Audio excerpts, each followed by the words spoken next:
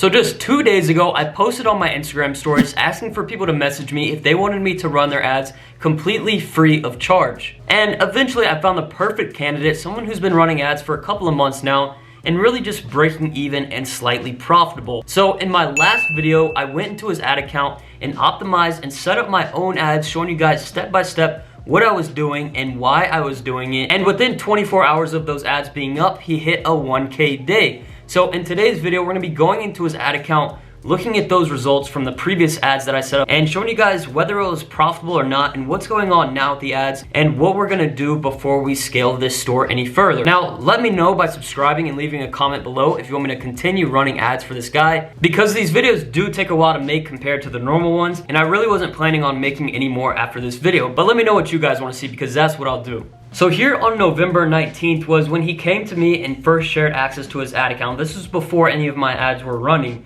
And you can see he spent $308 and brought back $422 with 10 sales at a $30 cost per purchase, which is slightly below his break even. So if you didn't watch the last video, I talked about his break even ROAS being around a 1.6.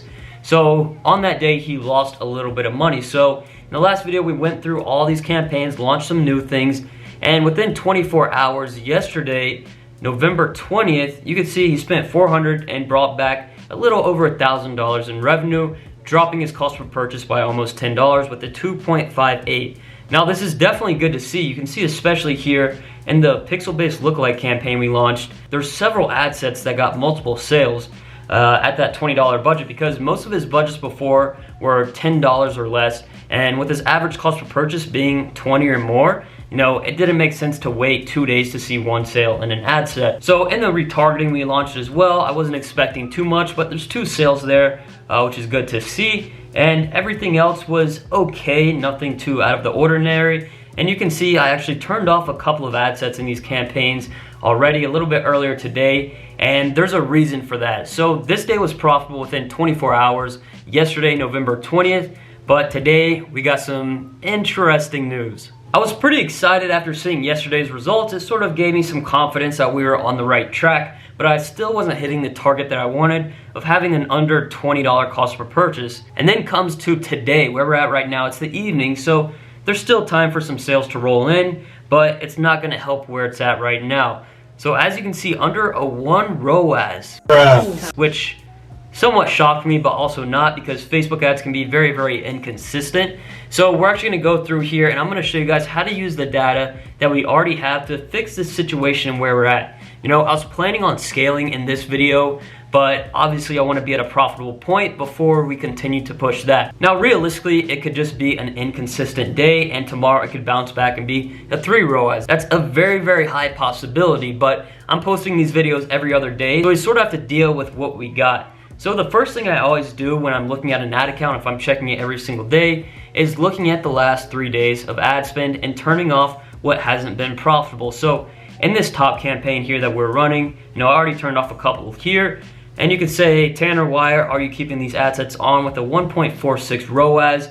And the reason is because his average cost per purchase is a little over 20. So I wanna let this spend a little over 2 full days of ad spend before I cut it off, just to see if it gets another sale, because it's definitely a possibility based on what we see with these other ad sets. So just getting into some of the older campaigns as well. You can see this is 20 with no sale, so I'm just gonna cut it anyways. And we're gonna be replacing all this old ad spend with some new ads today, which will hopefully give this ad account some better results. So yesterday and today was actually the first test with higher budgets using 20 a day.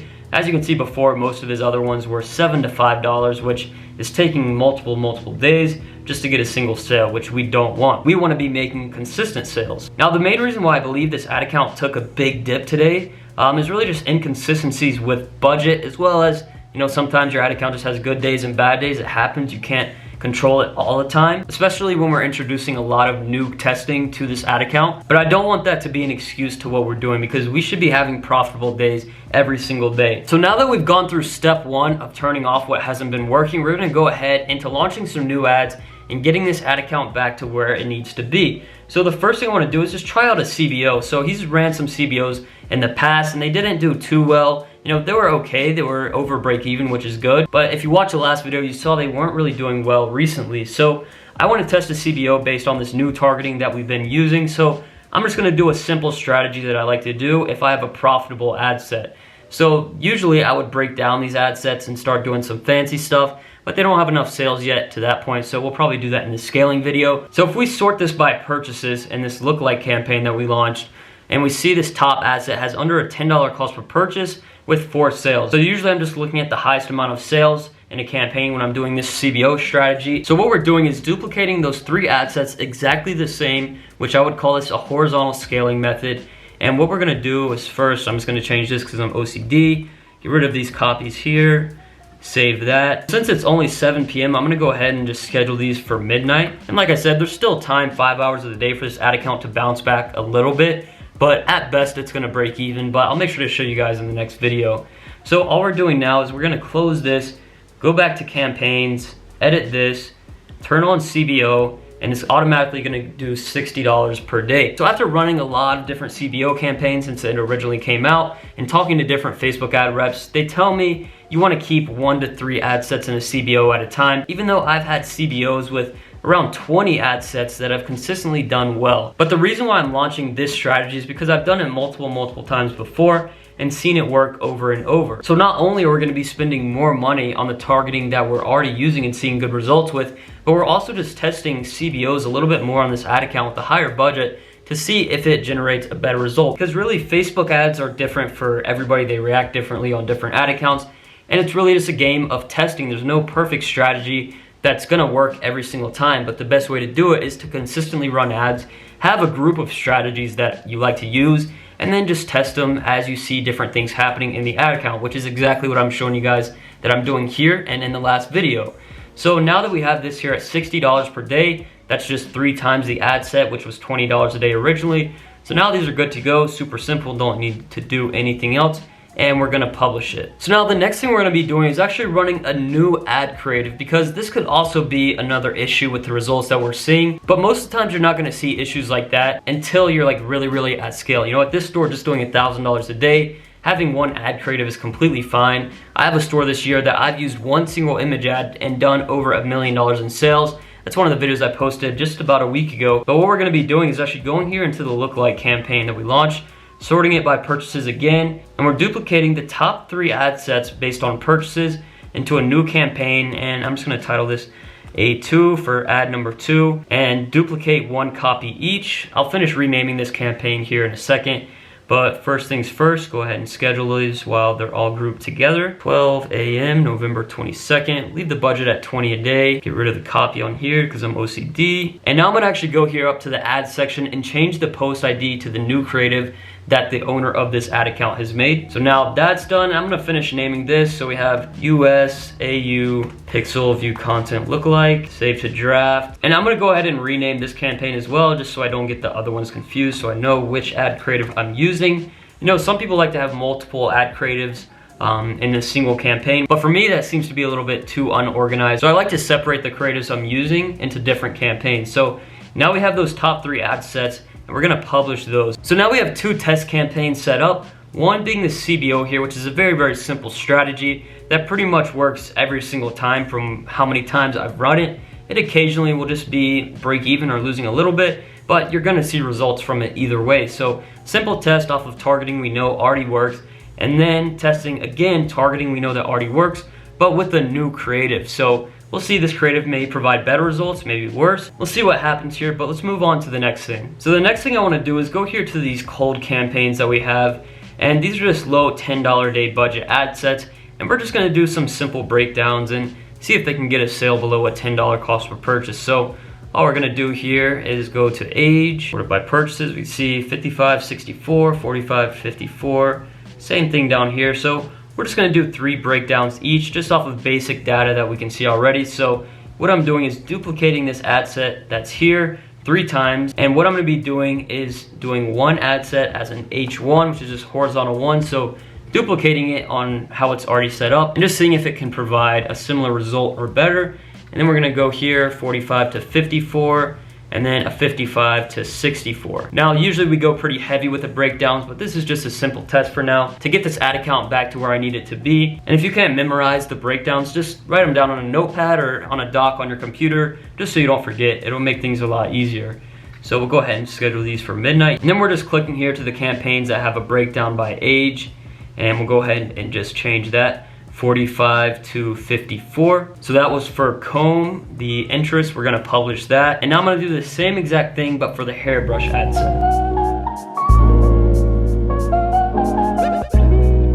Boom, now they are published. And another question I get somewhat consistently is how to set up the columns properly. So just real quick here within a few seconds, I'm gonna show you my columns so you can go ahead and set them up exactly how I've done here.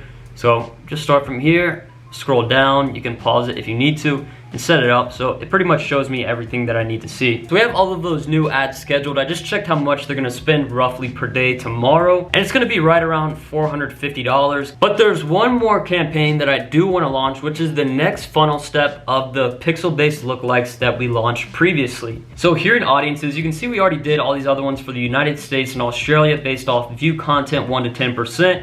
And now what we're gonna be doing is add to cart. Just because I know view content already worked so well, and that's the lowest form of event value-wise, because that's just someone clicking on the product page. But when we go to add to cart, that's known to the pixel as a much more valuable asset because it's someone that actually clicked that call to action button to buying that product instead of just looking at it. So we're gonna go ahead and do the same thing, make all those audiences, and we're gonna launch those in a new campaign. So I'll be back here in a second. Make sure to subscribe and like the video if you haven't already, but I'll see you guys in just a couple of seconds.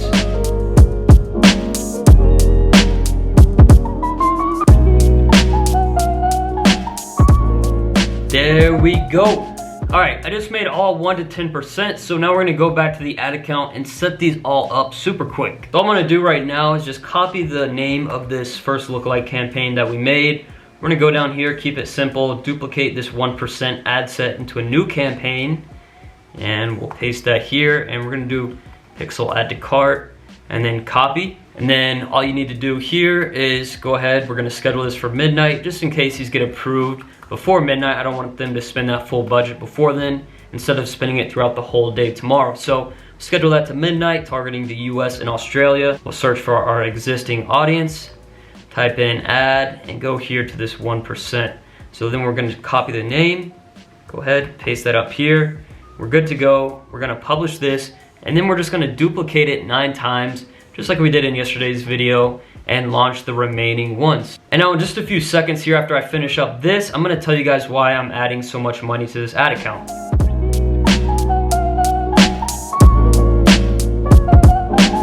Last one, here we go.